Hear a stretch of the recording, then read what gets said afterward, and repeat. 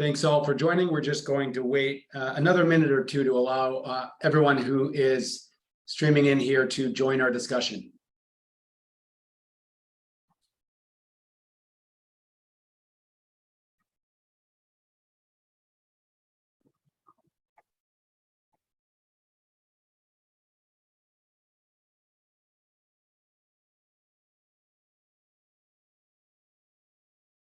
Welcome and thank you for joining us in this special first of its kind discussion between the Government of Canada and California and leaders across California and Canada.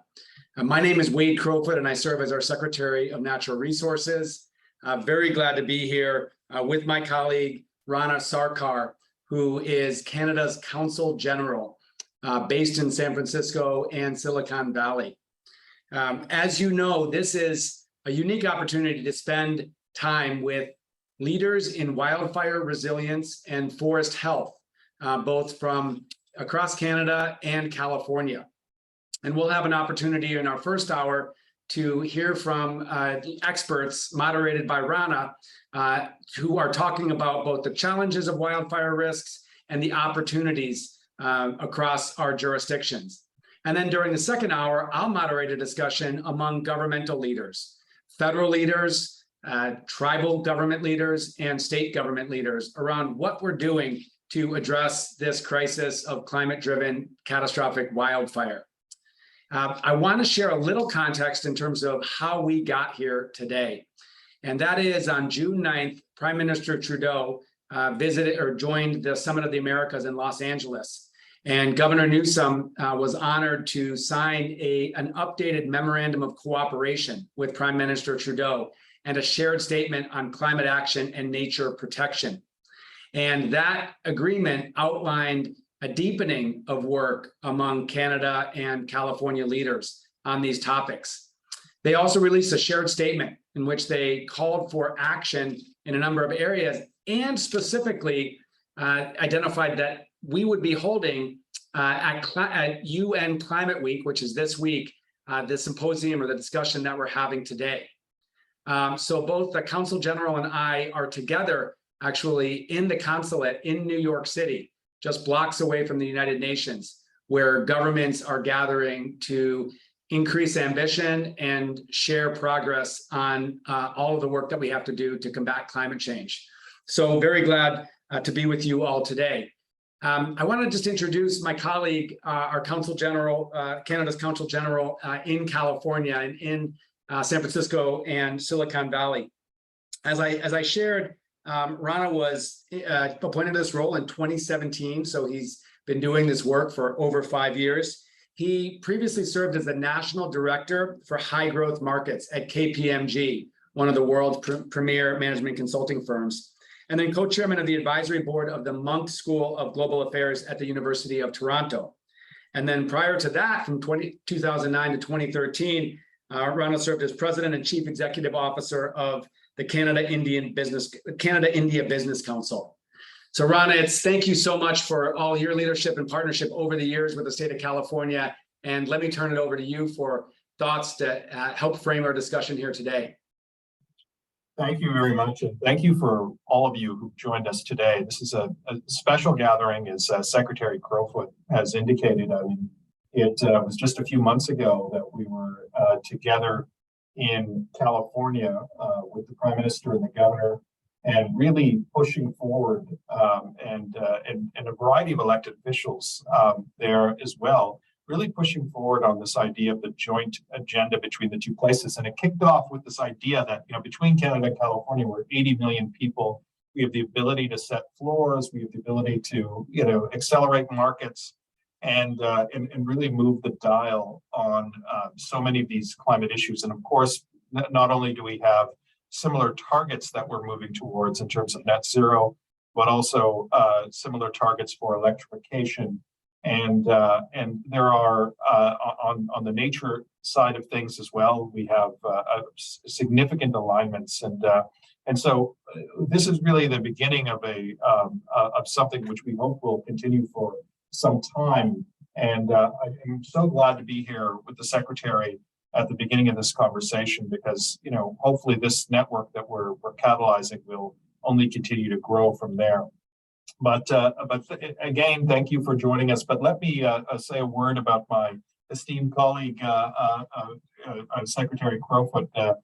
Secretary Crowfoot was appointed Secretary of California's National Resources Agency in 2019. Is responsible for stewarding the state's lands, rivers, and coasts, protecting fish and wildlife and energy development.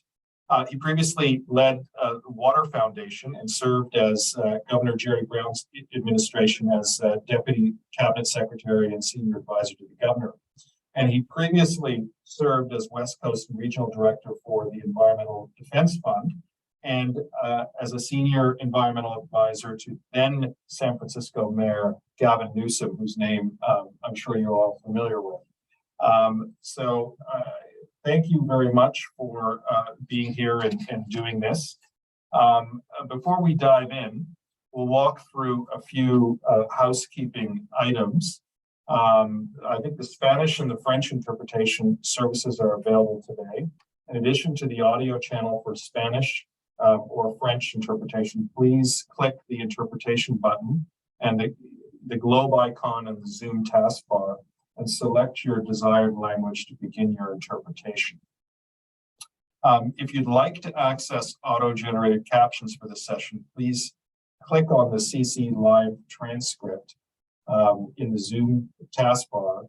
And you've noticed that we're recording today's discussion. We will post the recording on our website. And I think I've maybe overstepped my mark here, but I would, at this stage, would like to, before we dive in, offer a word from our event host, California's Governor Gavin Newsom, and Canada's Ambassador for Climate Change, Catherine Stewart.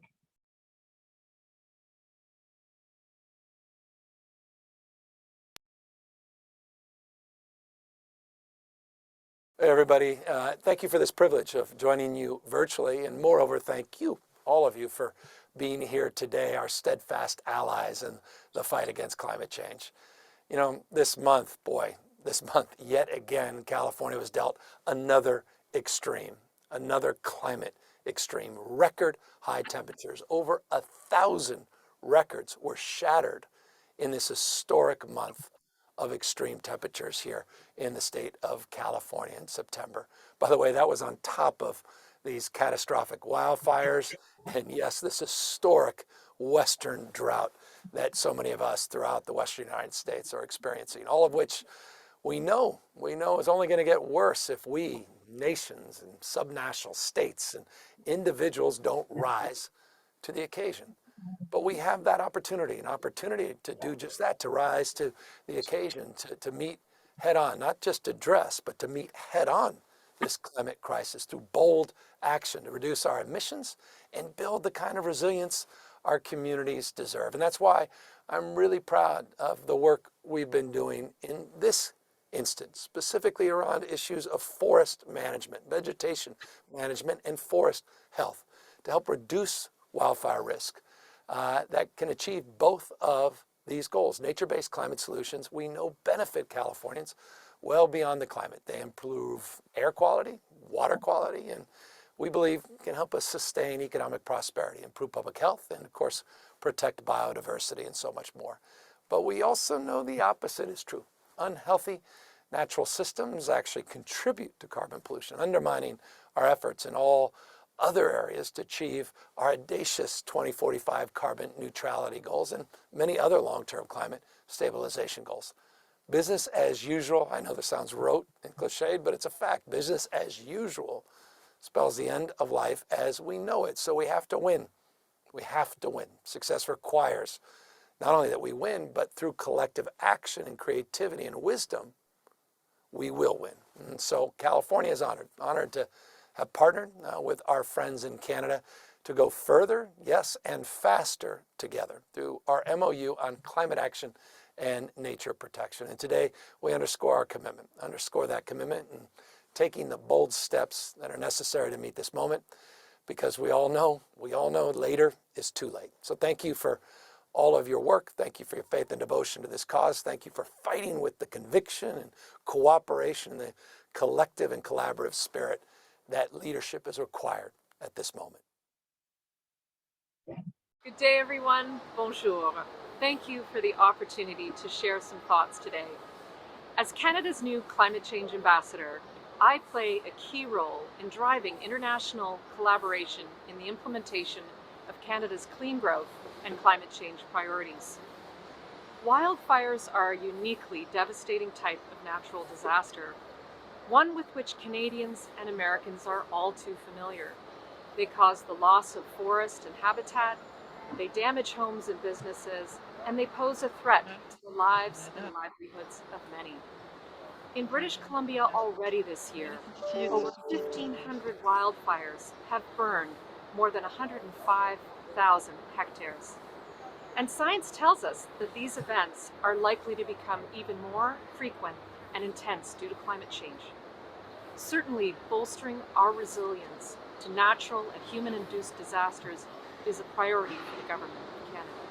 And our Canadian Forest Service has been conducting research into wildfires for decades to increase our knowledge about wildfires and improve our ability to predict and manage the risks. But the existential risk of climate change is a global issue that requires global collaboration. If we are to prevent these fires and mitigate their impacts, we need to bring together a diverse range of viewpoints and perspectives, which is why climate action and nature protection partnership is so important. Canada and California have much to offer each other. By sharing information and best practices, collaborating on policy, pursuing mutually beneficial initiatives, and recognizing that Indigenous knowledge, including traditional knowledge, customary practices, and cultural values, must be part of these conversations. The world's leading climate scientists have made it clear. Our window to avoid the worst impacts of climate change and biodiversity loss is quickly closing. Mitigation and adaptation must go hand in hand. Action by the Government of Canada is underway. We're developing Canada's first national adaptation strategy. The strategy will strengthen and change the way we improve health outcomes, build and maintain infrastructure, steward the environment, support a strong economy, and reduce the risk of climate-related disasters. This roundtable is an important part of that process. By expanding the conversation and seeking a broad range of knowledge, experiences, and expertise, we can develop better approaches, strategies, and responses. Together, we can fight climate change and protect nature while building inclusive, thriving economies that work for everyone. Thank you. Merci. Well, that was terrific. I have the pleasure of moderating the first panel on wildfire management in the healthy forests, key challenges and opportunities. And I'll start by introducing today's panelists. First, we have Dr. Laurie Daniels, who's professor of forest ecology in the Department of Forest Conservation Sciences at the University of British Columbia. Dr. Daniels' research investigates the impact of natural and human disturbances and climate change on forests. Next, we have Dr. Blair Feltmate, head of the Intact Center for Climate Adaptation at the University of Waterloo. The primary purpose of the center is to mobilize practical, cost-effective means to help minimize risks to Canada posed by extreme weather events. Dr. Feltmate was chair of the Government of Canada's expert panel on climate adaptation and is currently on the advisory table for Canada's National Adaptation Strategy. John Burdick is the Director of International Climate Policy at the Nature Conservancy, one of the largest environmental nonprofit organizations in the world. The Nature Conservancy has protected more than 48 million hectares of land and is engaged in large-scale reforestation campaigns. John has worked in the U.S. diplomacy on issues related to forests, carbon markets, and greenhouse gases, accounting under the Paris Agreement. Alexia Kelly is Director of Net Zero Plus Nature at Netflix, where she is responsible for science-based target implementation, carbon credit portfolio, and the renewable energy purchase strategy. She has more than 15 years of experience at the intersection of public policy and private markets to accelerate the transition to a zero-sum carbon economy. We also have Ms. Rachel Stewart joining us today on behalf of the youth, who is from Treaty 6 territory of Saskatchewan and home to the Woodland Cree. Rachel is a volunteer firefighter and is also a university student at the First Nations University of Canada. Rachel is an intern community researcher at Prince Albert Grand Council and in the Forestry and Emergency Protective Services Division. Thank you for all of the panelists for joining us today. Each panelist has up to 5 minutes to discuss their perspectives on wildfire and forest resilience. I invite Dr. Daniels to start us off. Thank you, Rana. And I would like to start the slides now, please. Merci, Rana. Nous allons commencer les diapositives. Sorry, give me a second, please.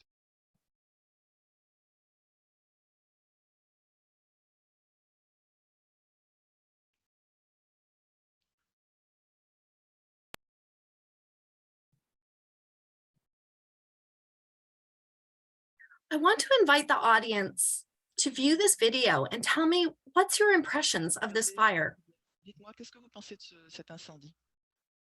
For many, it may be triggering, inspiring fear, a desire to control and suppress the fire. And based on our global experiences and those in California and in Western Canada in recent years, the catastrophic effects on our communities and ecosystems, that response is not surprising. But I also want to share my perspective as an ecologist. I see here a lightning ignited fire burning away from the community. It's an essential ecosystem function, renewing the forest, creating variability, sustaining biodiversity, and creating landscape level resilience. I have also learned from Indigenous knowledge holders with whom I collaborate that cultural fire stewardship over time immemorial was a reciprocal give and take with the land, in which good fire cleansed the land and gave life-sustaining food and medicinal plants and forage for wildlife and game in return. Next slide, please. We find ourselves today living in an era of mega fires, with climate change feeding these fires, giving us heat and drought over longer and longer fire seasons, contributing to intense and difficult to control fires that are burning over extensive areas with tremendous social and ecological impacts. These fires are exceeding even our modern technologies and our abilities to suppress them.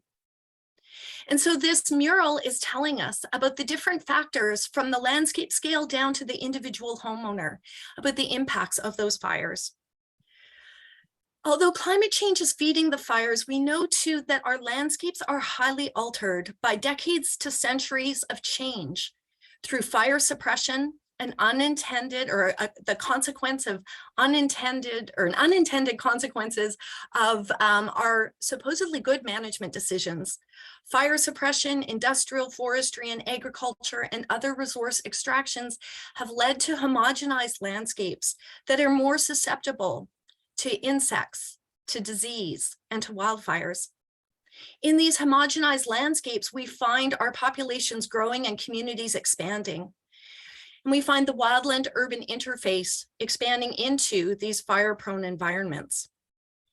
Our citizens are increasingly vulnerable, but not necessarily recognizing that they are vulnerable to fire and living in an environment that is so prone to change. And with it, naivete comes a lack of political will. We're not advocating for or requesting the kinds of policy and practice changes that are required. Next slide. So how do we take or institute the transformative changes that are required to achieve resilience? Our society needs to learn to coexist with fire, to do so respectively to transition us from this era of mega fires on the left to coexistence in a respectful way on the right. Next slide. How might we achieve these urgently needed changes? Let me give some high-level ideas and allow the other panelists and our discussion to delve into these points in greater detail. We need to diversify wildfire management, including managed wildfires, prescribed fires, and cultural fires back on our landscape. We need to manage for forest resilience, taking a more holistic approach.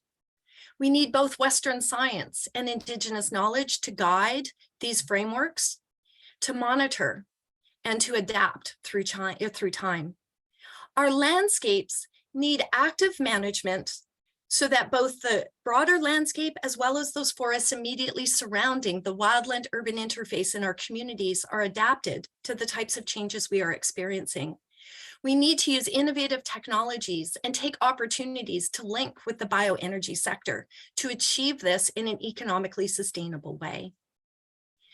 And at the level of our communities and homeowners, I would advocate too that there is plenty of room for fire-wise and fire-smart activities to make our communities and homes better adapted to fire, to educate and engage our citizens, and to activate the type of action that we need from local to national to international levels of government.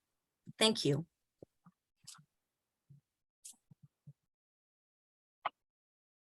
Very much. Maybe I could ask Dr. Feltmate. Sure, if we could have the slides back, please. So I'm going to build on Lori's excellent presentation, and I've been asked to provide an insurance, property casualty insurance perspective on climate change, extreme weather risk, and where does fire fit into this overall equation or observations of that we've made in reference to the data I'm about to describe.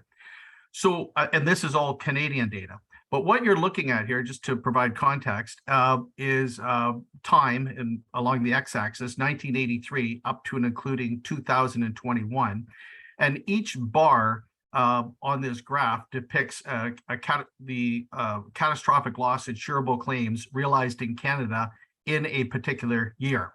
And in insurance terms, a catastrophic loss insurable claim is any claim in excess of $25 million for an event. It could be a flood, a fire, hailstorm, windstorm, whatever it might be. If that event triggers more than $25 million in claims, it gets captured and presented on this chart. And this is data collected by the Insurance Bureau of Canada and by a group called CatIQ. And by the way, before going further into describing the data, just also let me say that all the numbers presented on this chart are corrected for inflation and for per capita wealth accumulation, i.e. money paid out the door. In other words, if you were insuring twice as many homes today as you did 10 years ago, you would expect with nothing going on, your insurance claims would be twice as high. So this data has been corrected for both inflation and for per capita wealth accumulation, such that when we look horizontally, we're comparing apples to apples in terms of the data. So what you note here is that from 1983 up to about 2008, the insurance industry in Canada could count on paying out between about $250 to $450 million per year in catastrophic claims. But everything started to change on or about 2009 up to 2021, such that for 12 out of the last 13 years, the catastrophic loss claims have gone over $1 billion per year, 12 years out of the last 13 years, for an average cost of just a little over $1.9 billion.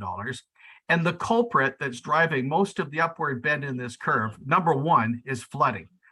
In Canada, the most expensive expression of climate change extreme weather risk is flooding, and particularly residential basement flooding, followed by wildfire. Wildfire is number two. And let me just say a little bit about the flood data because it relates to fire in just a second. If you look at the upper left-hand corner of the slide, you'll see that make a few points here. Number one, annual home insurance premiums have risen 20 to 25% over the past 6 years in Canada, primarily due to flooding and residential basement flooding. We have growth in the uninsurability of the Canadian housing market relative to flood damage. We have about 15 million residences in Canada, And currently about 10% of them are now deemed to be, and this is a recent phenomena, uninsurable relative to flood risk. People can still get coverage for their homes for theft and fire, but increasingly so, less availability of insurance coverage for flooding. And the cap limits that insurance companies are willing to pay out for flood damage are coming down. And by the way, all the data presented on this chart, these are the insurable losses. Uninsurable losses are at another $3 to $4 per every dollar in insurable loss. So you could add all that data onto the chart.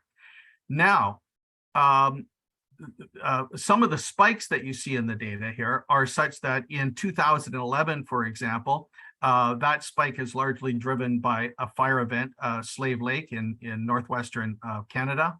Of course, we had the Fort McMurray fire in 2016, and you can see the cost, the insurable losses associated with that were over $5 billion. And then we have major fires and flooding both in British Columbia in 2021. One of my key points here is that fire risk going forward is expected to get more and more challenging for Canada, particularly in certain zones of the country.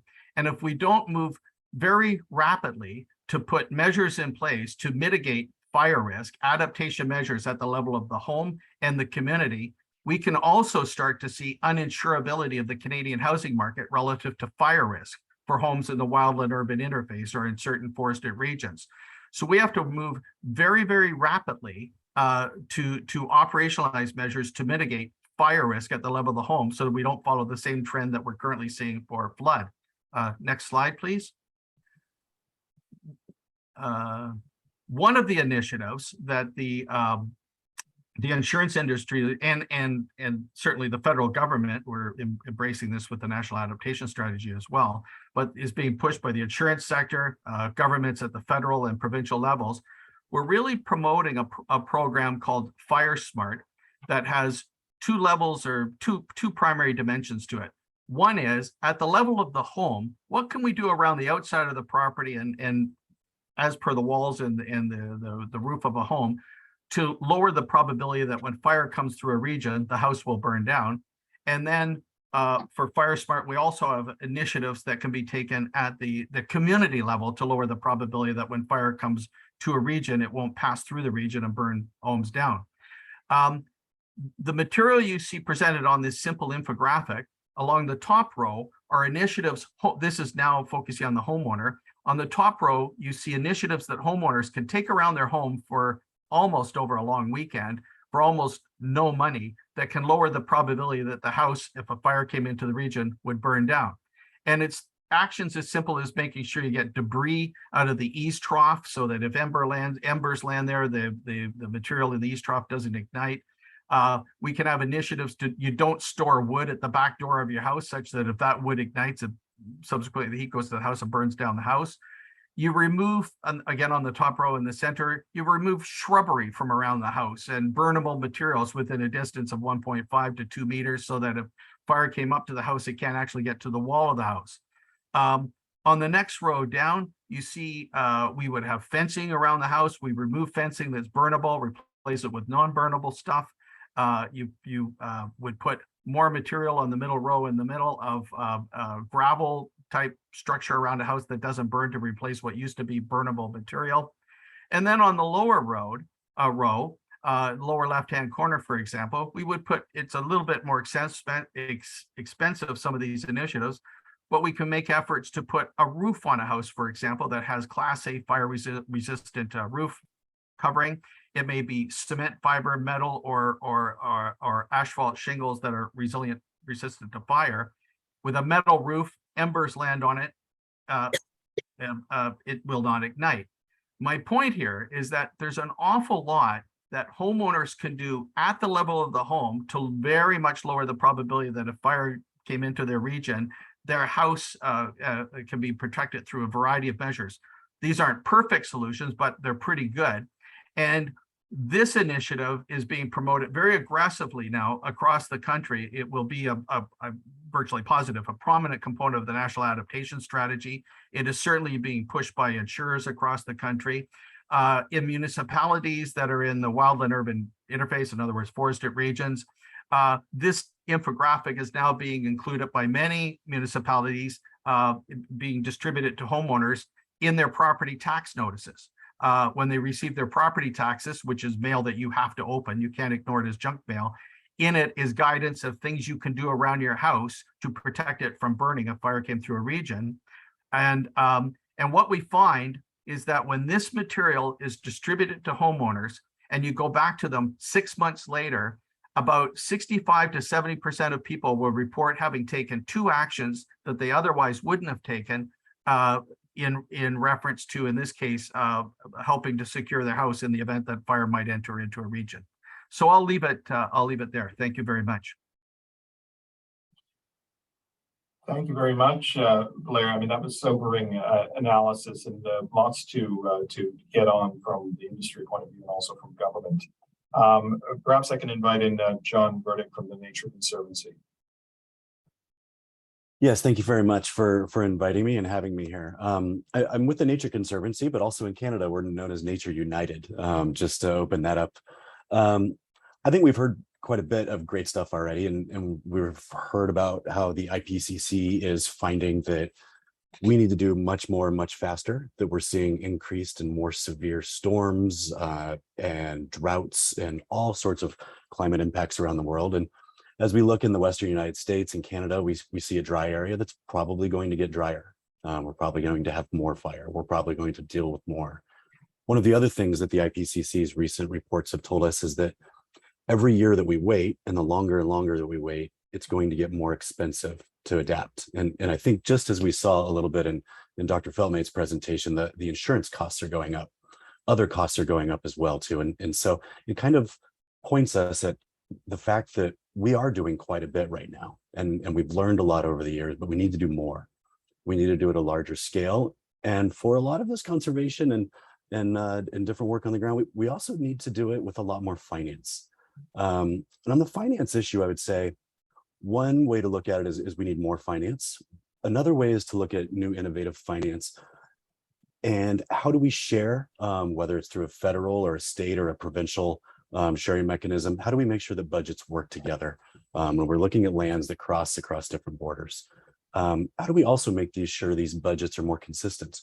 You know, having $500 in one year and $500 million the next year doesn't allow you to build a very resilient plan and a very resilient government or kind of civilian response to many of these issues.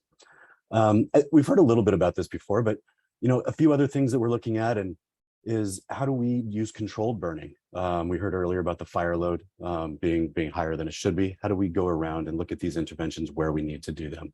This is a piece of a lot more research is being done, but we also know where a lot of these fire loads are, and we know how to do this. But how do we create the budgets that allow us to go out and put the people on the ground to actually do it and make sure that that person's not just there, that team's not just there this year, but they're there next year and 10 years from now, because this is not going to go away. Other pieces to look at is where we're building.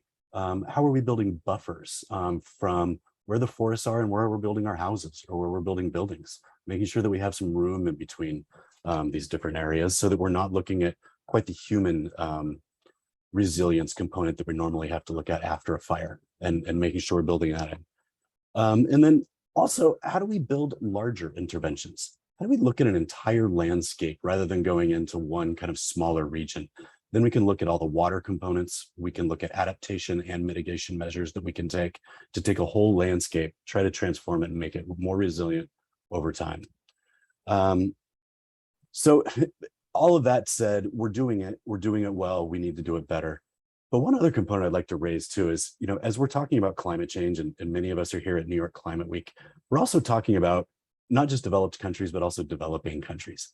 How can we take what we're doing here in Canada and the United States of America and share that with other countries? How do we make sure that we're learning from best practices for others?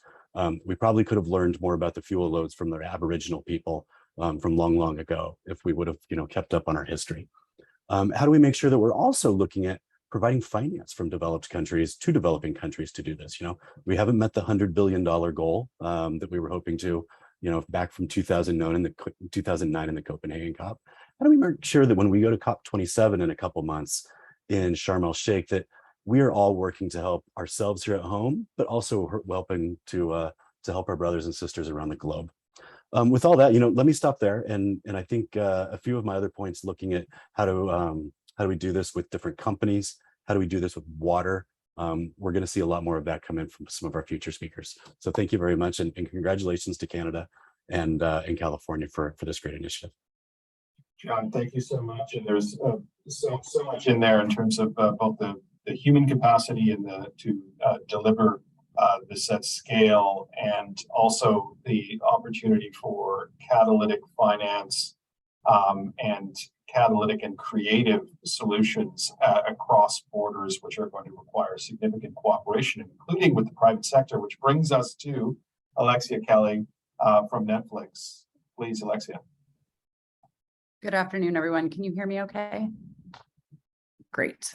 I am having difficulties with the Wi-Fi at my hotel, so let me know if I cut out. So hello from New York Climate Week. Nice to see you all. Thank you so much for the invitation to speak.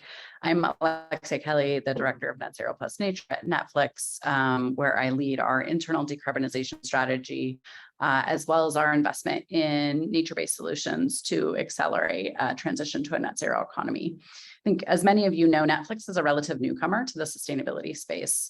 We formally established our program in October of 2020, but have been working to make up for our late entry with what we hope is both speed and ambition. In March of 2021, we announced our climate program goals under the Net Zero Plus Nature umbrella, which includes a science-based targets initiative, validated science-based target of 45% absolute reductions below 2019 levels by 2030, and our Net Zero Plus Nature target by the end of this year. And I'm pleased to say that 18 months into our program, a little more now, we are on track to deliver our science-based target and have implemented a wide range of internal decarbonization approaches and strategies that have delivered 14,000 metric tons of avoided emissions last year alone. And we did this by working with a broad range of utilities, landlords, streaming partners to implement renewable electricity, swap in renewable diesel, trial EVs, replacing diesel generators, et cetera, et cetera. And while we are working incredibly diligently to rapidly reduce our own emissions and transform an industry that has relied on fossil fuels for, frankly, its entire history, this transition will take effort, it will take investment, and it will take time. And this is where we see voluntary carbon markets coming into play, and as an opportunity to really support and accelerate investment in climate resilient mitigation projects that can help address some of the acute wildfire risks that we've been discussing here today. We've made this ambitious commitment and have developed a yes and approach to climate action, which means that we firmly ground our activities in what the science is telling us we must do now to avoid the most catastrophic impacts of climate change. And of course, protecting nature is a core part of that. We have intentionally chosen to include carbon retention and removals in our portfolio and as part of our net zero target tracking and strategy. And that's really because that's what the science tells us we need to be doing. Emissions cuts today are more valuable than far in future years. And even if society is able to draw down emissions after surpassing 1.5 degrees, certain impacts then become irreversible. And of course, catastrophic wildfires and increasing incidences, as well as drought, are already manifesting across the West in very serious ways, as we've been discussing.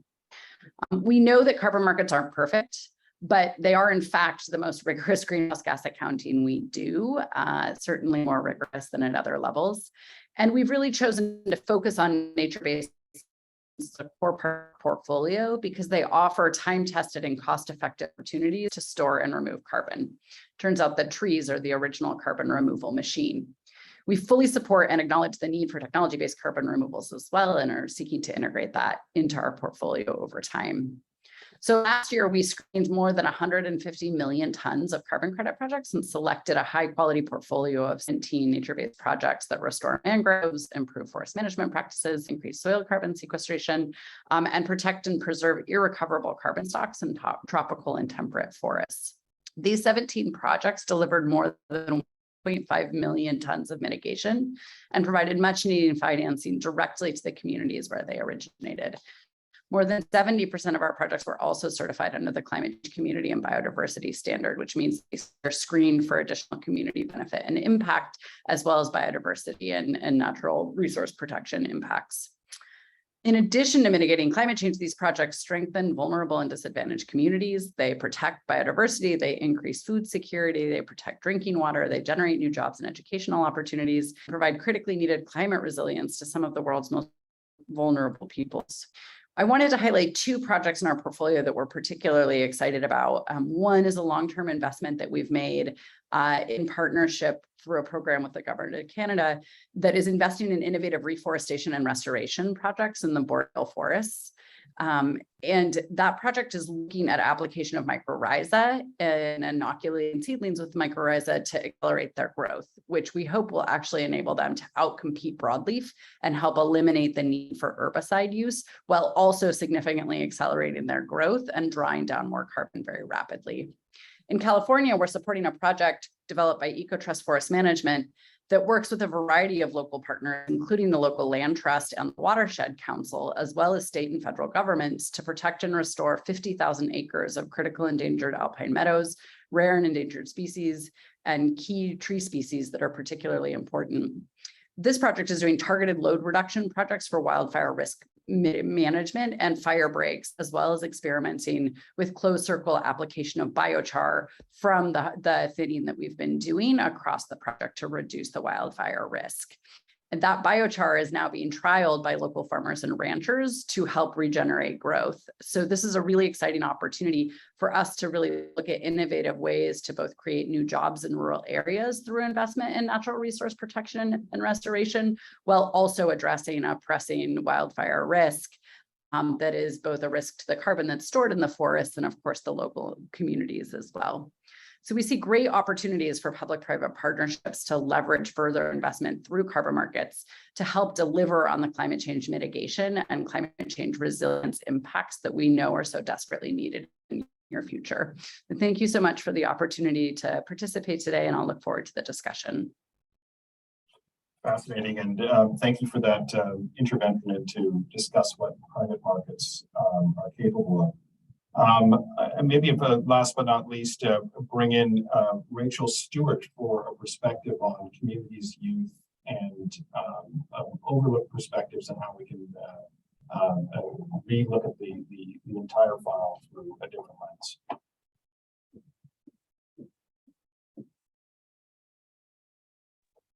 I don't know if we have. It doesn't look like she's joined at this moment. I know that she was running a little late. Okay. All right. Well, let me just do a fast pivot then, and maybe we can bring Rachel in when she is able to join. But you know, and perhaps picking up from the point that that many of others have made about this issue of capacity and some learned experiences as well that we may have overlooked from previous examples of fire management and other techniques that communities have used in the past. And with that in mind, I just wanted to sort of ask a bigger question to you. And just given where you're, and I'm going to ask maybe Dr. Daniels to start us off with this, and which is right now we're in the midst of receiving a tremendous amount of time, money, and attention onto wildfires for good reason. And there's enormous budget for this right now. There's a concern about personnel and about how we're going to place some of this money and how we're going to make decisions fast. If you were to prioritize from your perspective, a couple of areas where we should be putting money, time, and attention, and where you think some of the biggest challenges are for us to be able to do that, like how we can overcome them. I mean, just maybe start us off with that. It's a lot to chew on, I know, but thank you very much for the effort on it. Yeah, thank you.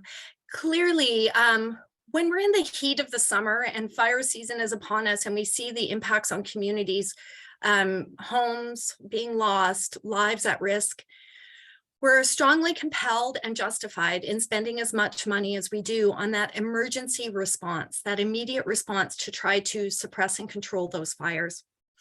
However, if we take a step back and think about our wildfire actions, we are spending orders of magnitude more on that reactive emergency response than we are in the proactive investments that are required to achieve the points that all of the panelists have spoken about: the landscape resilience, the community wildland urban interface, mitigation of fuels, creating those green fuel breaks in and around communities, the defensible space in case of fire spreading to communities, and the investment in the Fire Smart, or in the US, the Fire Wise programs, so that individual homeowners are renovating, maintaining, and building homes that are resistant and resilient to fire.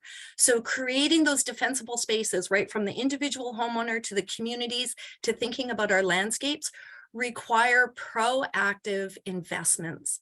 We know, and Dr. Feltmate can speak to this, I'm sure, better than I, for every dollar we invest in proactive activities, we get more than $5 in return. We are spending billions, literally, in Canada and in the American West trying to stop fires, but not spending nearly enough in that proactive preparation and adaptation so that we are better prepared for fires. Perhaps I can pass it on to other panelists from here. I can build on that point a little bit if that's okay. And again, and by the way, I kind of feel like I'm just keep agreeing with Lori, but I happen to agree with Lori. It is about $1 invested in adaptation.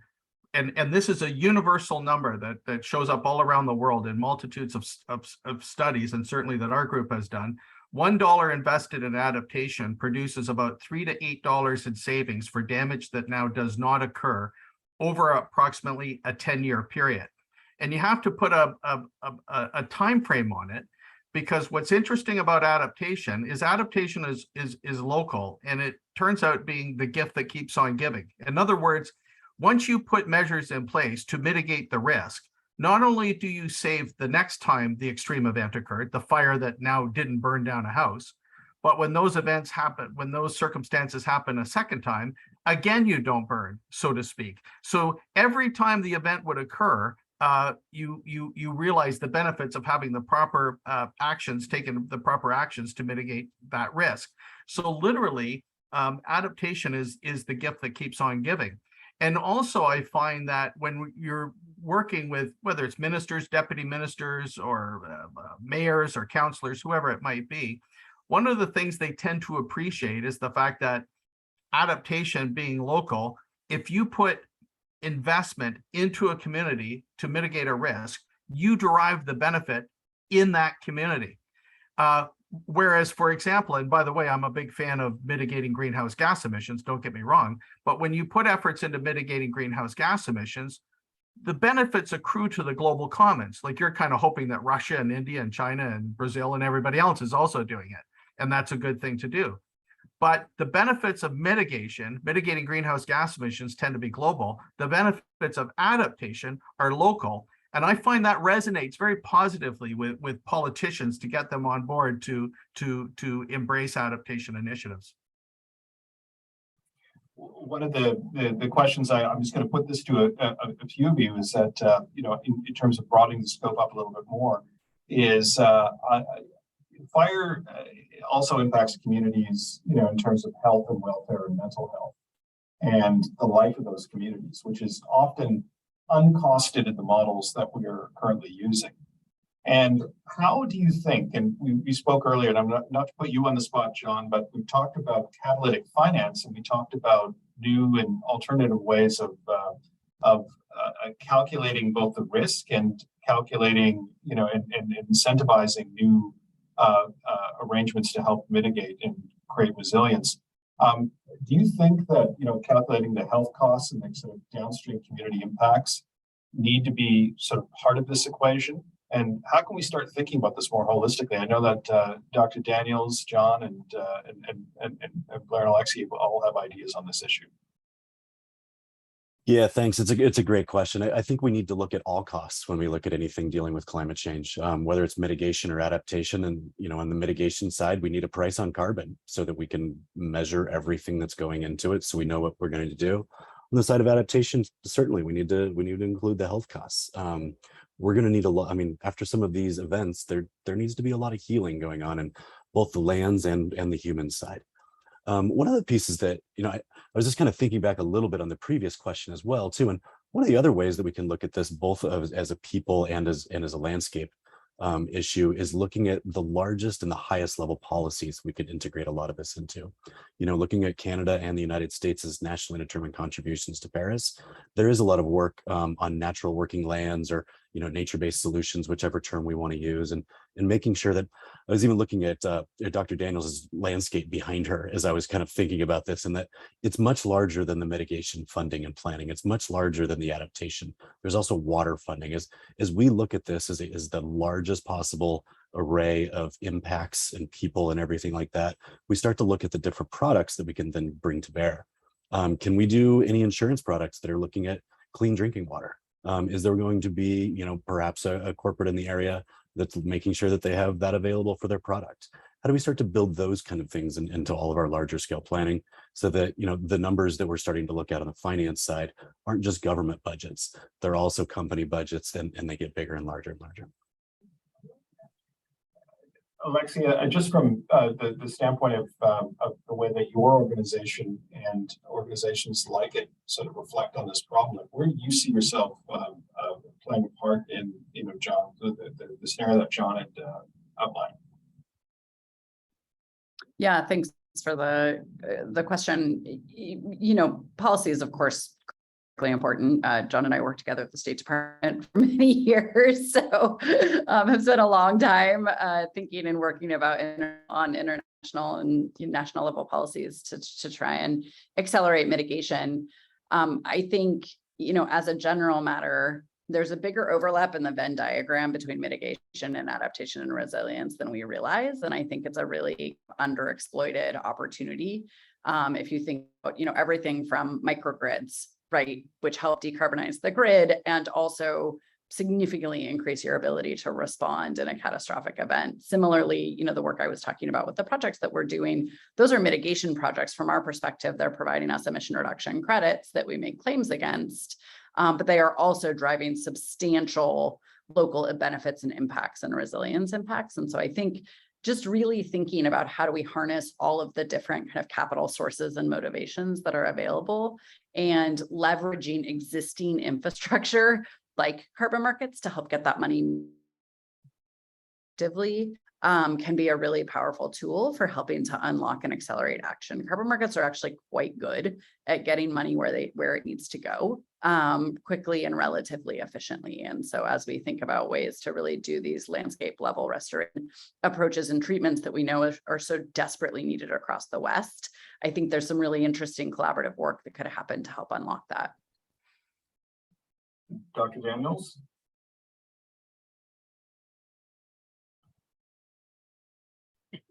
Well, aren't you asking the $1 million questions today to think about how we do this? Yeah, my head is spinning with many ideas, and one that's kind of that I've alighted on is some of the numbers that my colleagues have calculated for when we think about the direct costs of fire suppression versus indirect. Those indirect costs are anywhere from 5 to 30 times what the direct costs are. So we've seen some direct cost evaluations. Here in 2021, the combined influence of our fire season, its horrendous impacts on the community of Lytton and other communities, the subsequent disturbance cascade of catastrophic rain, landslides, and flooding, we're looking at an estimated cost of those sequence of events over a 6-month period of about $18 billion. And that's for just a 6-month period of these huge losses. And so those numbers resonate. We are all paying those tremendous costs and prices already. And so trying to find ways that we can work synergistically to work together across these different objectives and goals, I think becomes really critically important. And I don't have a single solution in my pocket, or we would all be moving forward very rapidly on that. But I am pleased to see so many voices at the table today and different perspectives kind of bringing those shared values and the recognition of these shared goals to work together to try to achieve these wildfire adaptation and mitigation efforts. I'm going to give the last word to Blair on this, because from your perspective, just given the work that you're setting out to do, and I'm just reminded of that chart that you showed us. It's all up and to the right. The last 6 years being particularly sort of dramatic in terms of the insurance costs. And these are the known insurance costs to the industry, but probably don't include some of the secondary and tertiary costs that we've discussed on this call. But but there's so many opportunities for some new products, new ways of thinking from the insurance industry, or for governments to start to incentivize, or other players to start to incentivize around the table. And what do you see as the most promising of those, and how can we get some of that done fast? Well, in terms of drivers, like we actually have pretty good ideas as to what needs to be done at the level of the House and the level of the communities to mitigate risk on fire. And for those communities and those homes that take time to put these measures in place, insurers offer on average about a 5 to 15% reduction in insurance premium as an incentive. As you reduce the risk, the premium is reduced accordingly. But the bigger sobering thought in my mind relative to fire is that we have seen over the last 6 or 7 years in Canada, growth in the uninsurability of the housing market relative to flood risk. And I can tell you for sure, if we don't get measures in place to mitigate fire risk rapidly in certain regions of the country, you will start to see insurers withdraw from certain regions, because they simply cannot charge will not be able to afford the premiums necessary to cover the risks relative from an insurance perspective. So we need a strong sense of appreciation for the urgency to act, to deploy adaptation, in my opinion, very, very rapidly. Well, I think we're just about out of time here, and we were just warming up. I think that there's so much more into this, and hopefully we'll be able to keep digging in to this topic. And it just shows how much more there is to continue talking about. And so thank you to all the panelists for doing this. It's absolutely terrific gathering. I'm going to pass it back to Wade. Thanks so much, Rana. If you ever get tired of being a governmental leader, you should be a talk show host. That was excellent and really good questioning. So for those who have just joined us and the panelists that we'll be talking to in a moment, we just heard from experts from a variety of perspectives to really frame up both the challenge we face across Canada and California with catastrophic wildfire risk, and then toward the end of the discussion about the opportunities we have to build forest resilience to these wildfires. We heard from Dr. Lori Daniels at UBC and Dr. Feltmate at the University of Waterloo. Both provided an excellent framing of the challenges and opportunities. And then we heard from John Burdick at the Nature Conservancy, and he brought in a dimension that we need to remember, which is the international dimension of our forestry challenges and the importance of supporting others, particularly those less affluent countries with these challenges. And then we heard from a friend, Alexia Kelly, who leads sustainability at Netflix, about how big, powerful, sustainability-oriented companies can actually figure into this and help move markets. So really exciting discussion. This next hour, we're going to dig into what government is doing and what government can be doing to address this challenge and really take advantage of all these opportunities we've been discussing. And we have just a wonderful panel. So I'll briefly introduce who we're going to have, and then we'll jump into it. First, we're joined by America's leader on forests and fire protection, Chief Randy Moore, who leads the U.S. Forest Service, over 25,000 people strong, fighting wildfires as we speak and stewarding our public lands and national forests across the country.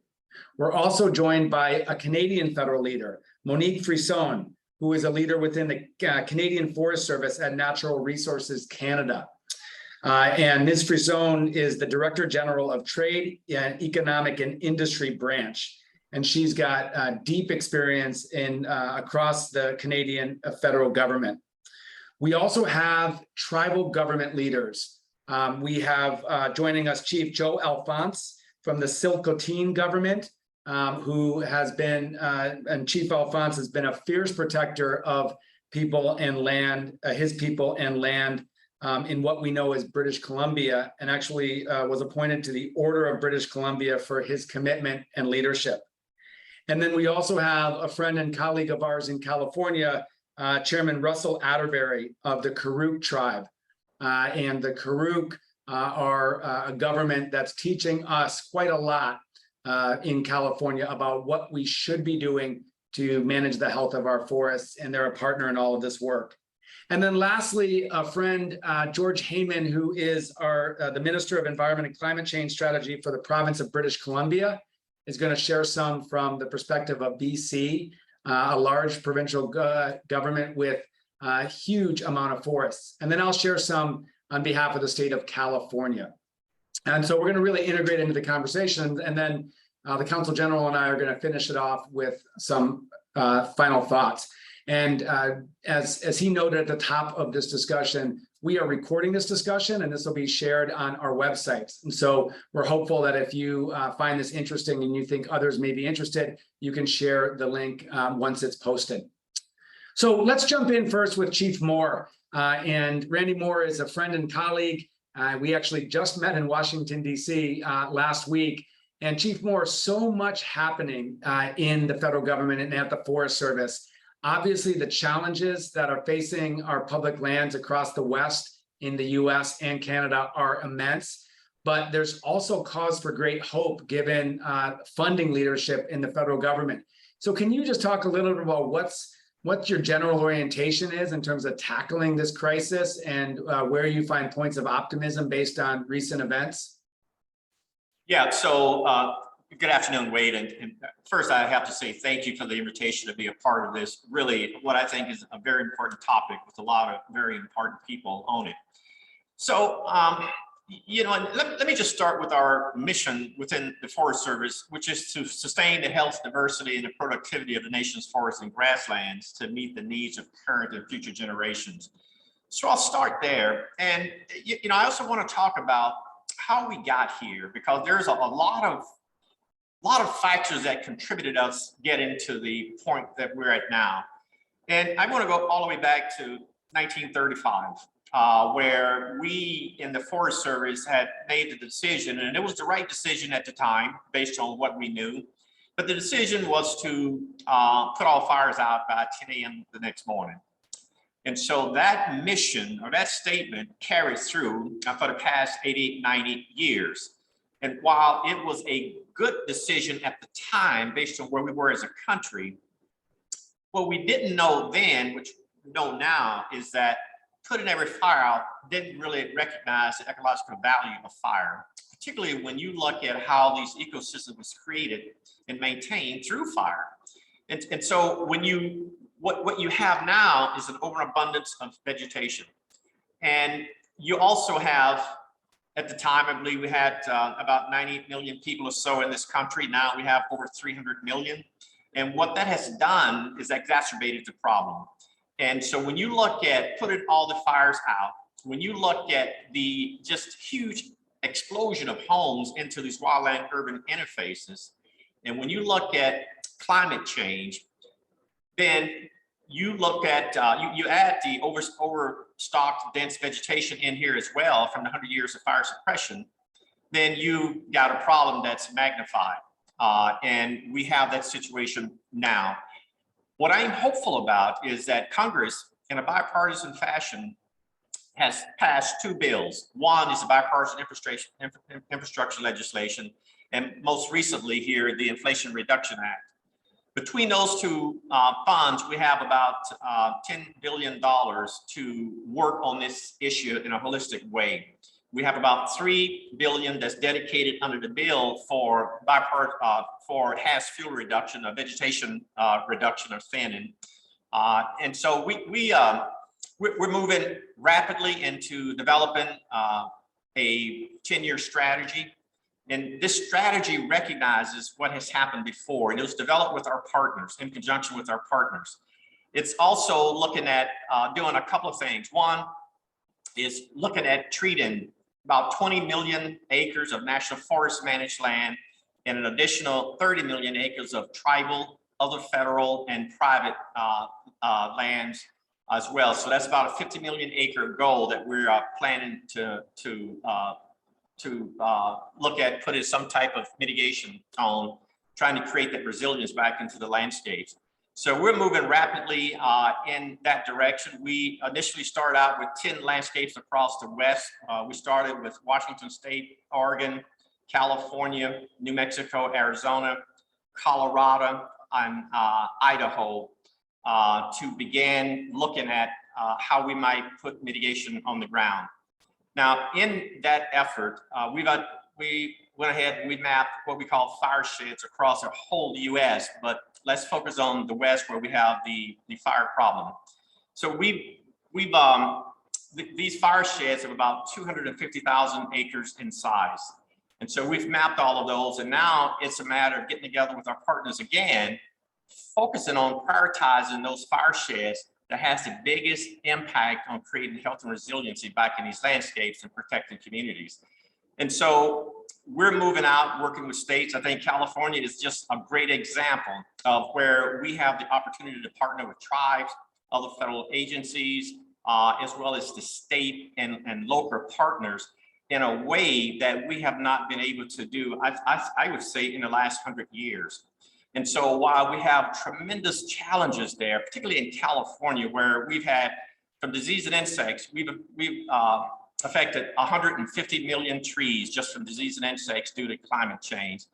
We've burned millions of acres from unwanted wildfires across that whole landscape there in California and also across the entire West.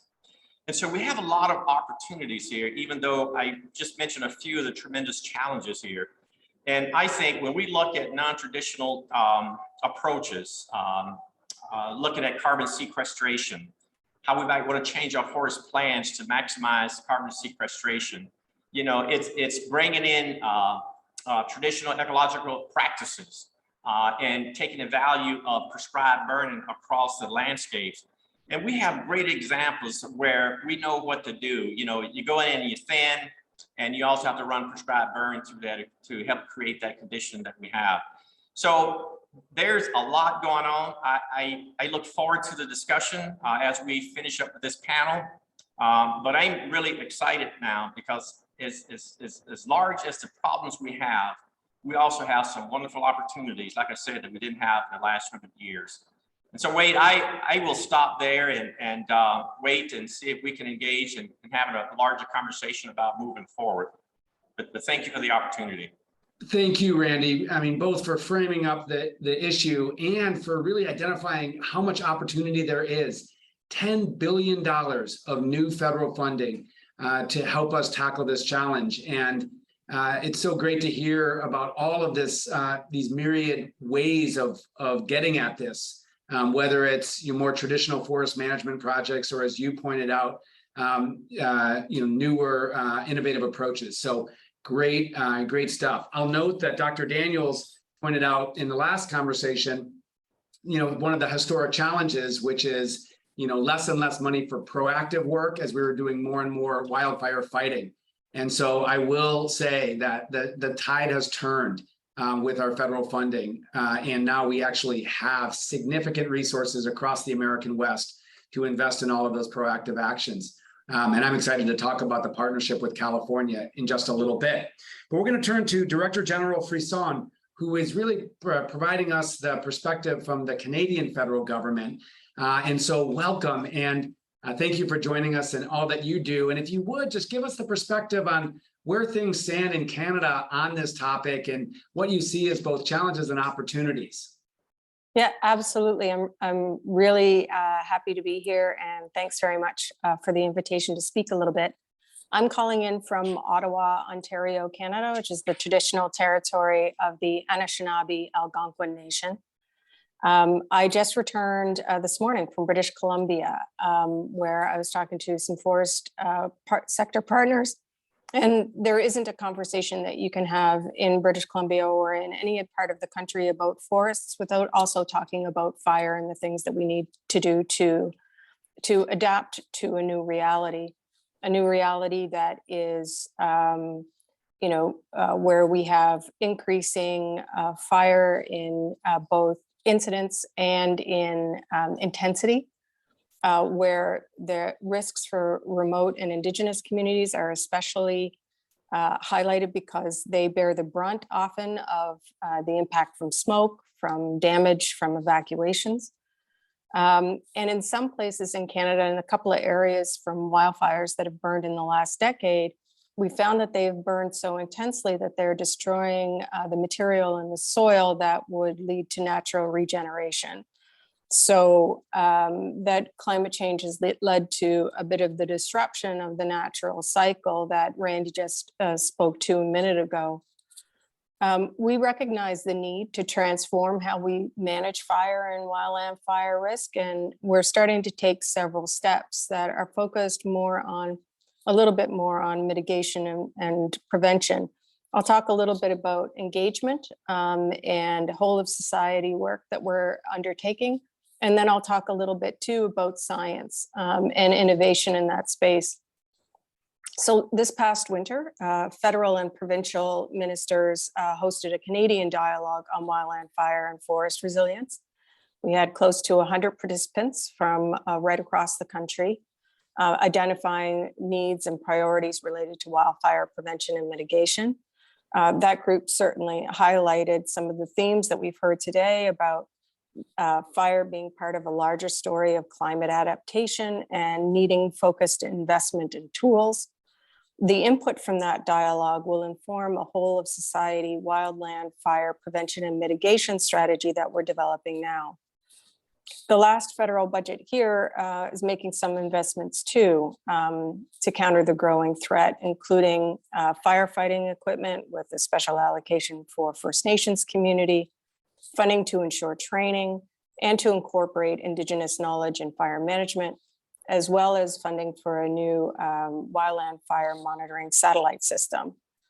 Science, data, and innovation are key to strengthening resilience. We've been involved here at the Canadian Forest Service in fire research for decades, working with partners across the country. And that includes now braiding Indigenous knowledge with Western science, building on the knowledge and understanding that First Nations, Métis, and Inuit peoples have about the Canadian landscape. As part of that, we're developing a Canadian wildland fire information framework to produce, manage, and store information using open standards, ensuring that information and tools are available for evidence-based decision makers for everyone in all of the various jurisdictions in Canada. We have in Canada a Canadian Forest Fire Danger Rating System, and two components of that, Fire Weather Index and the Fire Behavior Prediction System. It's been adopted around the world as a model to manage risk levels, including recently in discussions with Costa Rica, Malaysia, and Switzerland. We're modernizing that system now to ensure that communities have the best information and can respond more quickly. As I mentioned earlier, the government is working with private industry and provincial and territorial governments to develop the world's first dedicated operational wildfire monitoring satellite system. It's a lot of words. Once operational, this satellite system will help detect fires early, provide daily monitoring of all wildfires in Canada via satellite, and getting more information to local communities and agencies to manage fires before they get out of control and to evacuate people when necessary. As Canada's climate change ambassador mentioned earlier today, mitigation and adaptation go hand in hand. And certainly fire is and has been featuring prominently in what we've been hearing from Canadians and from provincial, territorial, and municipal government, Indigenous peoples, and other key partners in developing Canada's first national adaptation strategy. Collaboration across borders is needed to develop solutions and to manage risks. The Canadian Forest Service and the US Forest Service have been collaborating for decades on sharing resources on fire and on other forest management topics. We've got a long history of wildfire cooperation, including with California, and we're hoping to build on those. We recognize that we need to move to a prevention and mitigation culture with whole of society engagement, education, and collaboration, maybe more deeply than we've had in the past. So with that, I'll turn it back to you, and I really look forward to the rest of the conversation today. Thank you very, very much. Thank you. And I have to say, I love these conversations because we learn, and it's remarkable that the technology that you all are applying, and I know we can learn from that in California. And then also the importance you're placing on engagement to really ensure that this is a whole of society approach. We're in California really thankful to be partnering with the US Forest Service on a broad statewide task force that really seeks to do the same thing. Because at the end of the day, you know, building resilience to wildfire can't only be centrally planned from governments. It really has to be across communities and by communities. So thank you for lifting that up. You mentioned the leadership of First Nations. And so we're going to have a chance to speak now with Chief Alphonse from the Silcotin government, tribal government, in what we now know as British Columbia. Chief Alphonse, welcome. It's good to have you here, and interested in your perspective a little bit more on the sort of the leadership of your government on forest resilience and wildfire, and what you would share with us in terms of what others should be doing. Anonymous, good morning in our language, our First Nation Indigenous language. I'm Chief Joe Alphonse. I'm from Silcotin, from Central British Columbia. 2014, we were the only First Nation to win Aboriginal title. We own 1,600 square kilometers of land, which is Indigenous land. That's not Crown land or anything. So we're the only Indigenous group in Canada or any of the Commonwealth countries to be able to say that. 2017, we had two of the largest fires in Canada's history. The fires were the size of Vancouver Island. You know, that's 7 times the size of New York City, and right around my community. And we were the first community in Canada to say no to an evacuation order.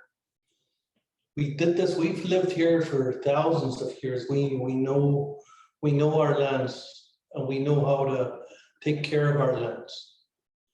You know, I would tell people in 2017, you know, the fires were never a threat to us. Government officials were. Government officials that pretended that they were professionals. You have to take knowledge of Indigenous people. We've lived here. And our forests, 80% of our forests are lodgepole pine, which are fire dependent. And we came out of 2017 learning one thing, that it was mismanagement of forests that caused the 2017 fires, the crisis. We said we vowed we'd never do this again. We'll never allow our lands to be managed in such a way again. You know, it was bringing fires and bringing our own perception of how to fight fires. If I had to do an evaluation, I'd get rid of most of the firefighters or the managers of Fire BC. You know, they allowed this crisis to happen. You see a fire, you put it out, you jump on it. The earlier you can, BC wouldn't allow that. They'd have to bring in their experts 2-3 days later. By then, the fires have grown so big. The way in which we fight fires, my community, we went through every aspect of fire. We stayed behind. We had our own emergency response plan. We followed it. That fire, you can tell where our reserve land is if you look at satellite images. That fire stopped right on our reserve because that's where we put our boundaries. And today, any fires that are happening within any First Nation Indigenous, I know where the fires are because those First Nation communities are calling me. They're not calling the BC fire experts or anyone, they're phoning me, asking me, what do we do? How do we do this? We live on Indian reserves, and I tell them we're gonna stay and fight to protect our own properties. Nobody's gonna fight harder than ourselves to protect our own community. And you know, if you're waiting for government, waiting for other people, your community is gonna burn down. And it's gonna take a long time to recover from that. We're, as Indigenous people, we're some of the poorest group of people in this country. You know, so what we have to protect. We train our own firefighters, we bring in our own instructors, but we have to incorporate Indigenous practices and do, if there's a lot of debris on forest floor, we go out there in the spring and we burn that off. And we need to be doing those type of things.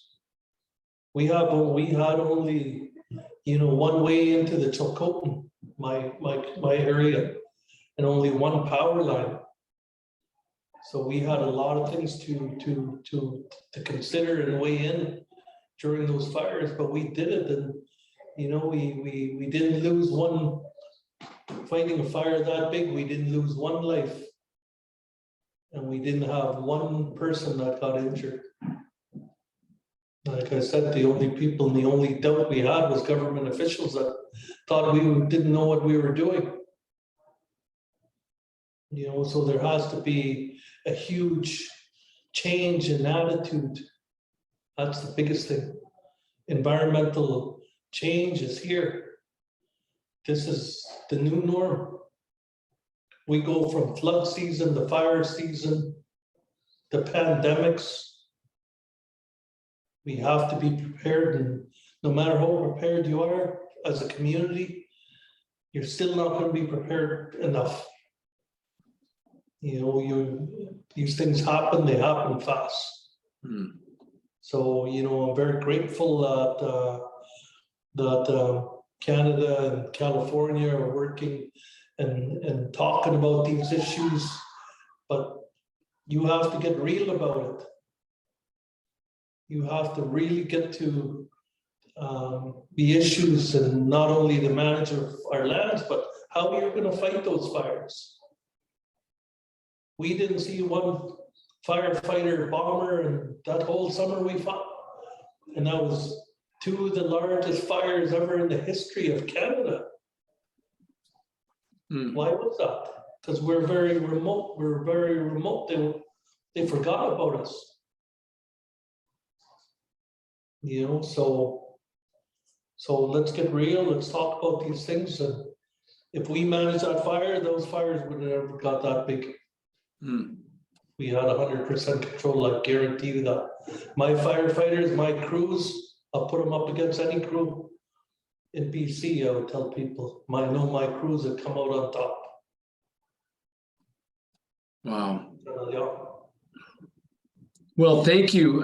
Thank you for, you know, obviously the work you're doing, educating, you know, the federal government and us today on, you know, it's one thing to elevate the importance of benefiting from Indigenous knowledge, but it's another thing to really integrate it, and appreciate that. And your admonition that we have to get real with the challenge is welcome in this discussion. And we'll unpack that a little bit more. I want to next move to Chairman Atterbury. Russell Atterbury leads the Karuk tribe in what we know as far northern California in the Klamath River Basin. And I'll recognize that Chairman Atterbury is a leader of on a separate topic, the largest river restoration in American history, where tribes are leading an effort that we support to remove 4 dams to reconnect over 400 miles of salmon habitat in one of the most productive salmon watersheds on the West Coast. So that's another project, but I wanted to recognize him. Chairman, we've learned so much from Karuk Indigenous knowledge and all that you've done to manage your ancestral lands up there. Interested to have you share with everybody your perspective on sort of, how it's going, frankly, in terms of being able to assert leadership on this stewardship that your people have been providing, since time immemorial, and just any other thoughts that you want to make sure that we address here today as we talk about improving our shared efforts. Yoatwa, thank you, Secretary Crowfoot, and thank you for allowing me this time. It's an honor to be here to speak on behalf of the Karuk tribe and to speak and collaborate with the Canadian officials on the fire resiliency during Climate Week. I'll get this out of the way real quick. My connection with Canada has to do with a Karuk tribal member and my first cousin, Buck Martinez, who was the television broadcaster for the Toronto Blue Jays. So I know most of Canadians are all Toronto Blue Jays fans, and I just thought I'd throw that out there. So I'm going to tailgate a little bit on Chief Moore's comments. I'm very excited to hear the comments that he made, and I'm very excited about the way things are going. The consultation process has been huge. That's what was missing, as we heard from the other tribal leader, is there was decisions made about fires in our area out here in Northern California without consulting the Indigenous people that lived here. It's already been mentioned that there was thousands of years of best practices that had been in place, and to ignore those was unacceptable, and they are not being ignored any longer. That's to me, that's moving in the right direction, and the right direction is to combine tribal ecological knowledge with modern science. And I'm was hearing unity, and that's a key word, because we do need to work together. We do need to combine the sciences. As Chief Moore stated, 120 years ago, when the practices of the Indigenous people that lived along the Klamath River were outlawed, and the main one was outlawed the use of fire on the landscape, with no ill intention, but I believe where we went wrong was the consultation process. Had they come out and visited and got the opinions of people who have lived here for 1,000 years and used fire, and we could explain the difference between what was now prescribed fire and then cultural burning. They're two completely different processes. For the tribes in this area, the cultural burning had many different aspects to it. It had many different cultural ways to improve the landscape. One was they needed to burn the foothills around the communities where the people lived, and it served multiple purposes. It reduced the fuels around the communities. It provided protection. It improved the snowpack, because the snow could now fall on the ground and not the brush that had accumulated for 100 years after that practice was outlawed. It actually cool the river at times when we did those cultural burnings that created an inversion level. And at a certain time of the year, triggered the salmon to start to run up the river. It burned off the bear grass, which the women use to make the baskets that they use. And then always paid attention and lived in harmony with Mother Nature. And Chief Moore already mentioned it. To run out and put out every fire, they thought they was doing a good thing. They thought they were saving the trees. And I could remember hearing my grandfather, and I mentioned my cousin Buck Martinez. He was standing next to me and he called me after we had the devastating fire in 2020 here that wiped out half the town of Happy Camp. And that's the headquarters for the Karuk tribe. And he called and he said, you know, Grandpa knew what he was talking about.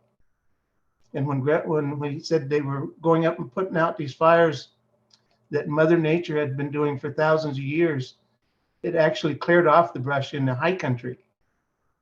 And unless those fires became close to and were threatening the communities, we didn't bother to attempt to put them out. The intent back then was to save the trees. And our grandfather was saying, they don't realize it, but they're actually destroying the trees. And that's what we have happening right now. And we've heard somebody share the fact that the fires burn so intense right now that it's hard for natural restoration. So those are things that we need to recognize. The Karuk tribe has been aware of this for a great deal of time. We've actually written a climate adaptation plan, which we started probably 10, 12 years ago.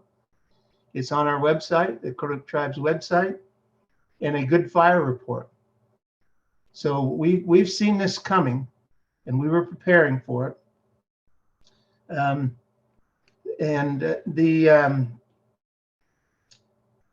The forest restoration projects, we used to call it logging. And there was a myth that the tribes were against logging. They weren't against logging, they were against the way it was done. And it's, again, I'm tailgating on what Chief Moore said. There was money in the trees. And that is wonderful. It creates an economy that the towns around here thrived on for many years. The problem was they looked at it as economy first and ecology second, and it should be the other way around. If we don't have ecology in place, you won't have an economy. But as long as you have a healthy ecology, healthy forests, you will have an economy. So, and that's always been the way the Karuk tribe thinks and has thought for thousands of years. And there is a way to work together, combine tribal ecological knowledge with modern science, with reforestation projects that will enhance do thinning projects, recover salvage logging, recover down and dead trees that will lay there and be fuel for other fires, and will actually restore the creeks and streams that are out there in our forest. Rather than the old logging practices, we're basically going after the money and they just covered over them, and they were no longer free flowing into our rivers as a water source. So there's a combination of reasons if we combine the science that will actually restore the forests and act as water conservation efforts. So I'll turn it back to Secretary Crowfoot on that. Hopefully I've provided some information, and thank you, Chief Moore. I think we're moving in the right direction. We need to continue the consultation and learn about tribal ecological knowledge and modern science, how we can combine the two and get the results we want. Thank you. Chairman, thank you so much for that wisdom and for you and your government's patience and generosity in terms of helping us learn what we need to be doing. It's a little hard to get our head around that, we represent a government that prohibited the very practices that we're now desperately in need of scaling up. But appreciate us being on that journey together. And I thank you in so many ways. We're going to shift to British Columbia now, and George Heyman, its Minister for Environment and Climate Change. And George, you and I are at New York City and United Nations Climate Week, and we were meeting yesterday, and I joked that British Columbia has like the size of your forest is larger than the entire size of California. And just a huge amount of forest in British Columbia. And of course, we face such similar challenges. And sometimes we'll text each other, when we're hearing that the other jurisdictions is experiencing fire. So we heard from your colleagues at the federal government in Ottawa, Monique, about what's happening on the federal level. Tell us a little bit about the perspective from BC, what you all are experiencing. And then what you think is changing and evolving in the way that we address this crisis. Thanks so much, Wade. I'm grateful and honored to be part of this panel. I want to begin by acknowledging that I am on the ancestral land of the Lenape people. I also want to thank my federal government and the government of California for facilitating this discussion today as we talk about the threat specifically to forests. I'm also, as I'm speaking, I'm thinking about the words of Chairman Atterbury, because he has stated what I believe, that it's not a choice between traditional Indigenous knowledge or Western science. It's a matter of the combination of the two evolving into an even greater state of knowledge and opportunity for all of us. And I just want to say to Chief Alphonse, it's a pleasure to be on the panel with you. And I want to acknowledge your tremendous leadership in British Columbia, as well as for the Silcotin people. And I remember very well in 2017 when you said very clearly to our government that had just taken office, as well as to the BC Wildfire Service, that we did not know better than the people who'd lived on the land for millennia, and we should listen to you about what was an appropriate response, as well as listen to you in the future as we prepared. So we've seen in the last 5 years, 3 of the last 5 years have been record wildfire seasons in British Columbia. We had extreme heat that was supposedly a 1 in 1,000 year event that is now not unusual. That was last year. This year we had many versions of it, and we're expecting greater versions. We heard earlier a reference to the town of Lytton, which first one day set a heat record for Canada last year and then burned to the ground the next day, and where people, Indigenous people and others are now seeking to rebuild.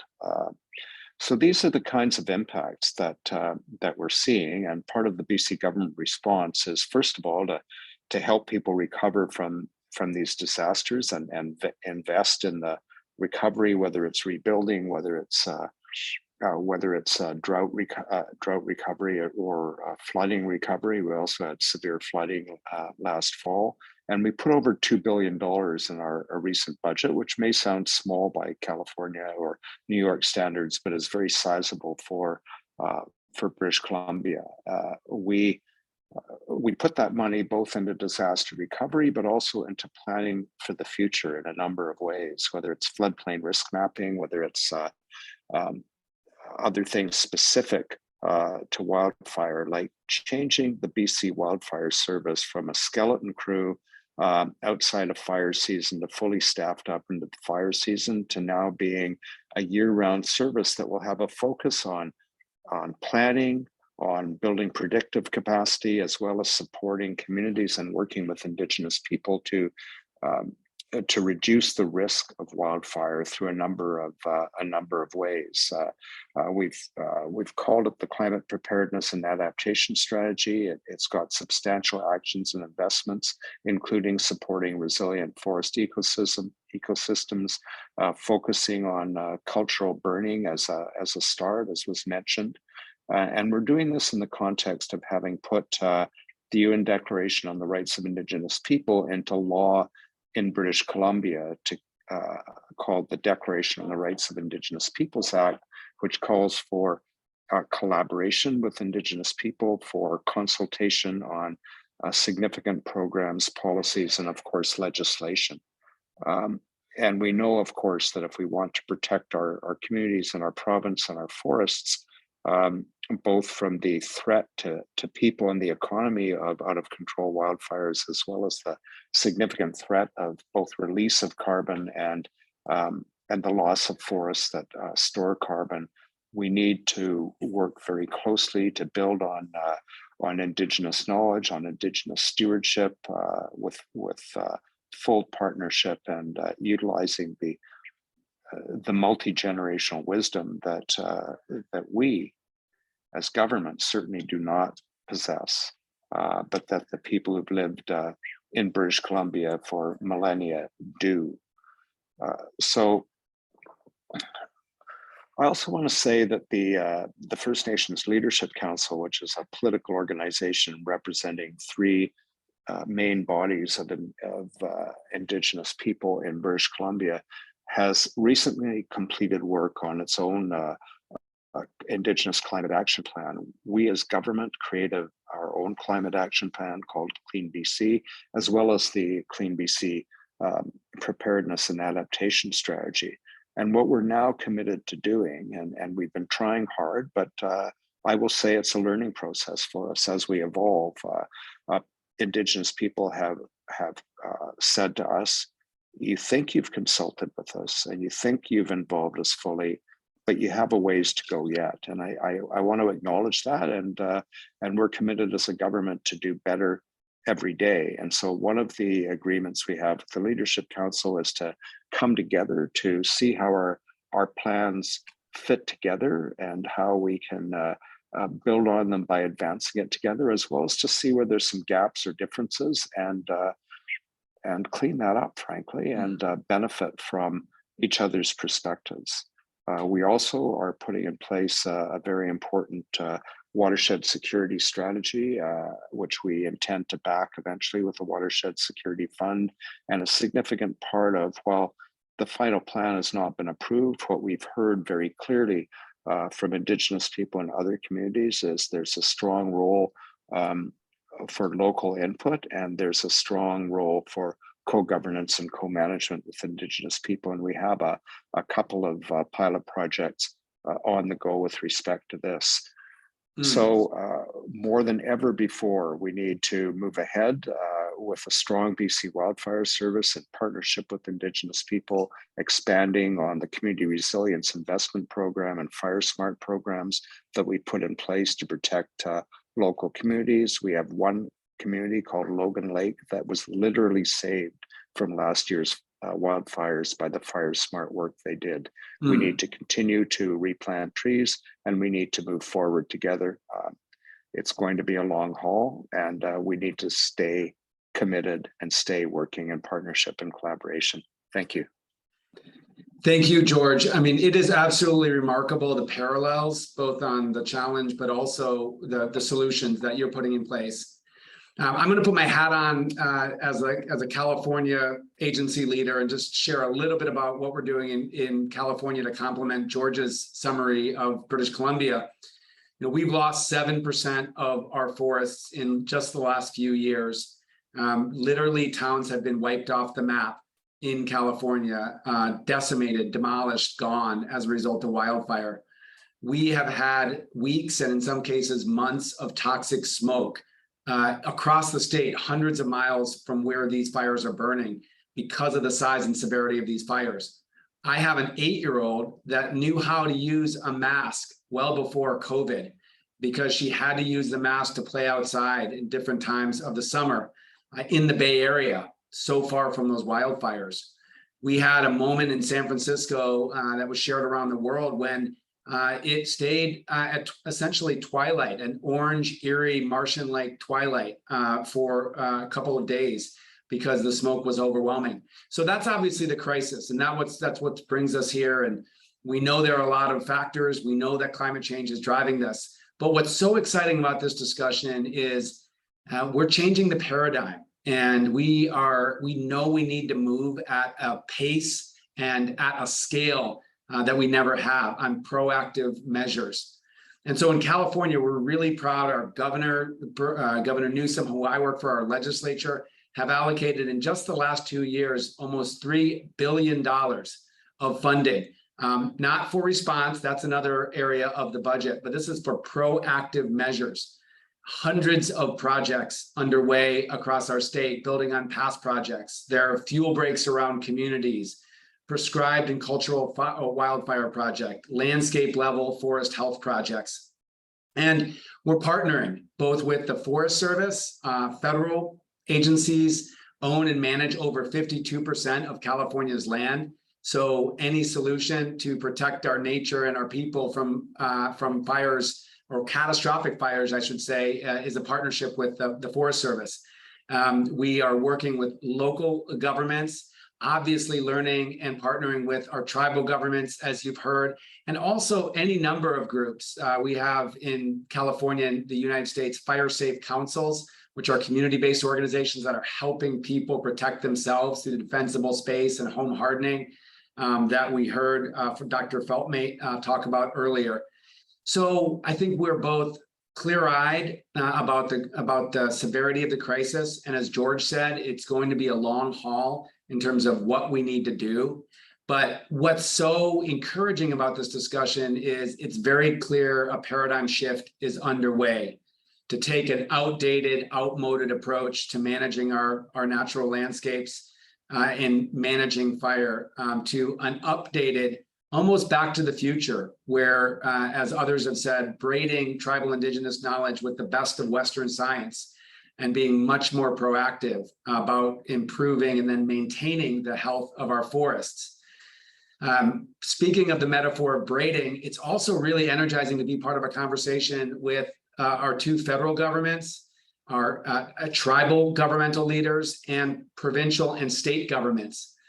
Before this panel, I was talking to Rana, of course, the Consul General of Canada, who led the last panel, and I was asking him about the relationship between the federal government in Canada and the provincial governments, and his answer was much like ours in the United States, which is there's a real complementariness. In other words, the work of the federal government supporting the work of the provinces and vice versa.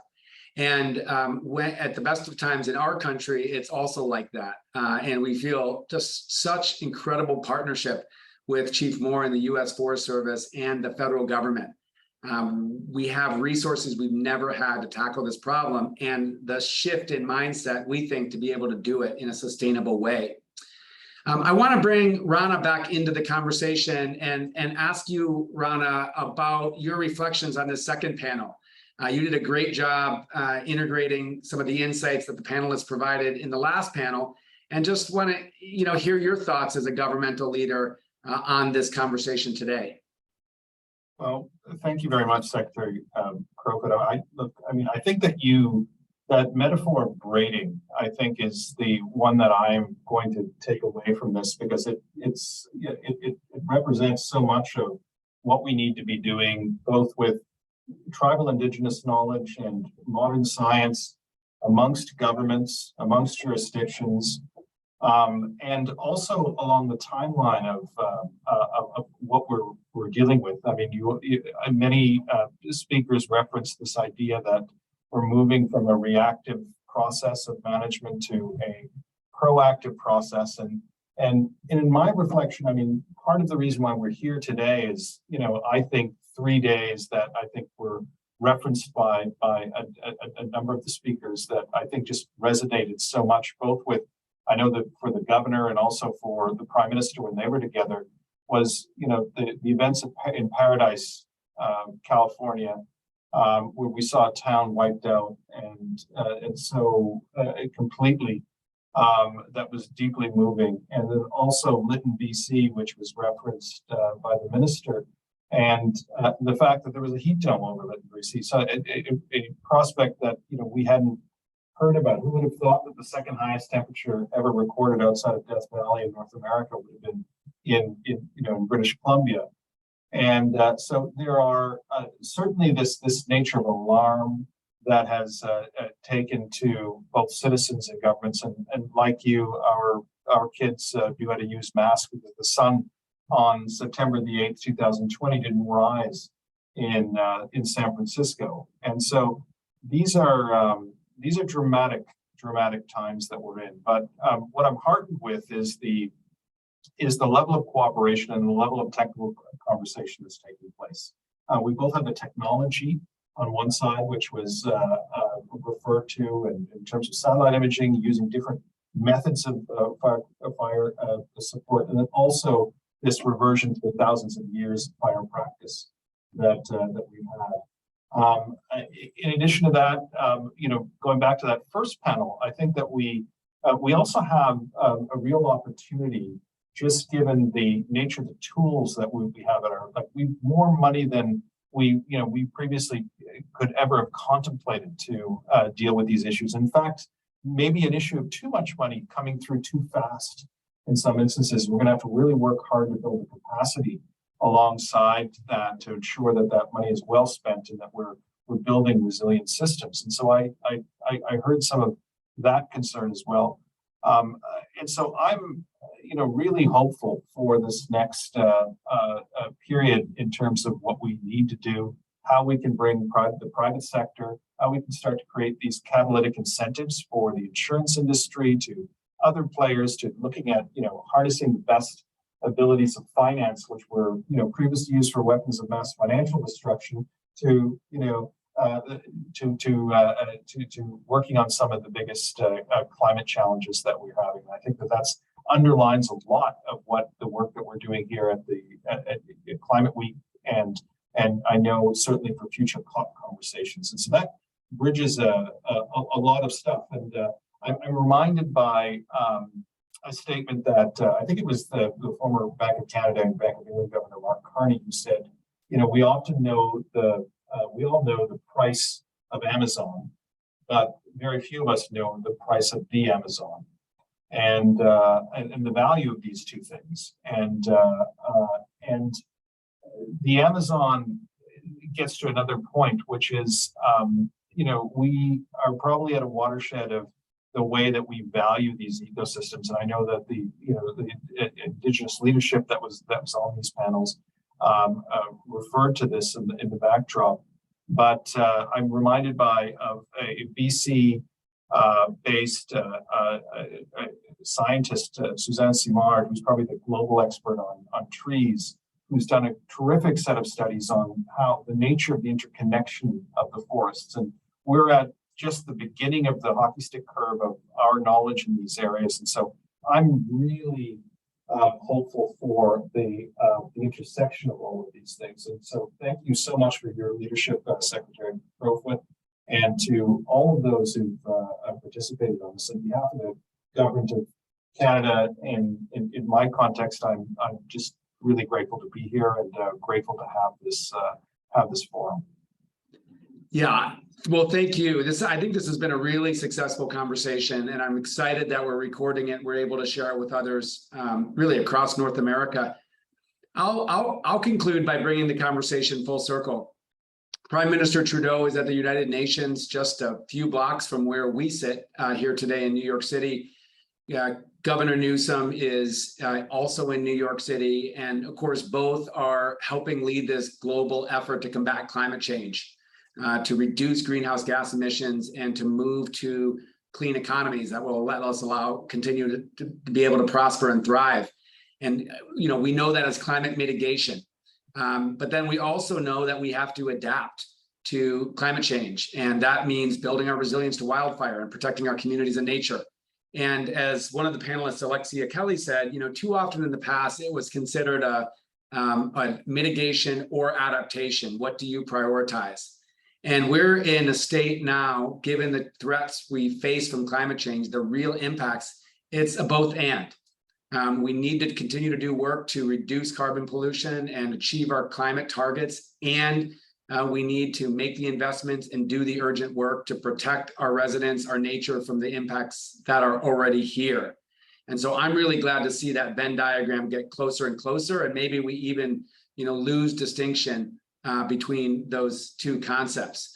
But I will say it's a pleasure and an honor to be working with the federal government in Canada and its provinces. You all have been steadfast leaders when our politics in the United States have diverted off the path of climate leadership. You have continued to lead the way, and the consistency of California and Canada's partnership has been really, really a source of kind of strength and progress for us. So we are excited to continue to breathe life into that memorandum of cooperation that Prime Minister Trudeau and Governor Newsom signed at the Summit of the Americas back in June. And hopefully this will be one among many conversations among our academics and our government leaders in our two jurisdictions. So Council General, thanks once again for an incredible conversation. Huge thanks to our panelists for your insights, your commitment, and for all those who tuned in. And remember that if you visit either of our websites in coming weeks, you will be able to, or Google the date and the name of this session, you'll be able to find a recording that you can share with others. Thanks so much, Council General and all who joined. And I would just say onward together. We'll see you again soon. Thank you, everybody.